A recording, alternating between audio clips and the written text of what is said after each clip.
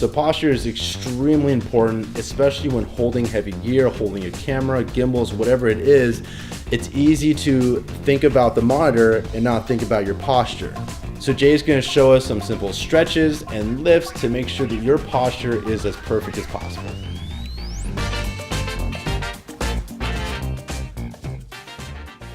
All right, so we were talking about posture, a lot of hunching over when you're holding the camera, which kind of, does translate into shoulder tension and probably back problems. So find a wall, and then we're gonna work out the stabilizers in the back and your chest. Do about 20 reps of these for a couple sets. That'll help readjust your thoracic spine. Another good way to stretch out your chest is to, again, find a wall. It's actually better to do these in a doorway. And then put your hand flat with the surface and kind of stretch out your chest. This is definitely easier to do on a doorway. I don't think you can stretch out your chest this way. But if you don't have a doorway, get yourself a lacrosse ball. A lot of times I carry this around in my gym bag just because, one, the foam roller works great on tense muscles, but if you really want to dig in there into your muscles on the floor or against a wall, a lacrosse ball or some sort of hard ball that's not going to give too much when you're putting pressure on it. A lot of times for the shoulder, it works great, putting it right up into the muscle, working out those little kinks. And believe me, you probably have kinks. If you've never done this before, it's going to be very painful.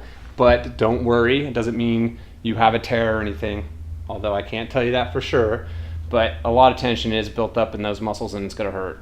And trust me, doing this for 30 to 60 seconds, finding that knot and stretching it out and putting pressure on it, after that it's going to feel great. So you can do this with your shoulder, with your chest. I'm going to try to do it with my shoulder against this flat surface. Putting it up to the front of my shoulder and just kind of finding where the knot and the tension is, and it's right there. So make sure you probably tell people you're going to do this, or else it will look really, really funny. Okay, and again for your chest, if you have that posture problem, or you're feeling some pain in your thoracic spine, even up to your neck, to kind of stretch out that chest, get that good posture going with your shoulders being pulled backwards.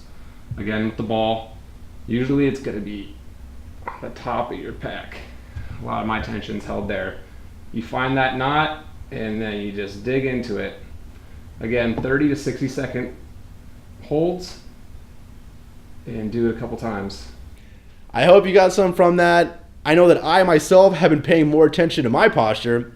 So if you like these or you want to see more, like it, subscribe it, let me know what you think in the comments, and I'm here. So tell me, how do you feel about that?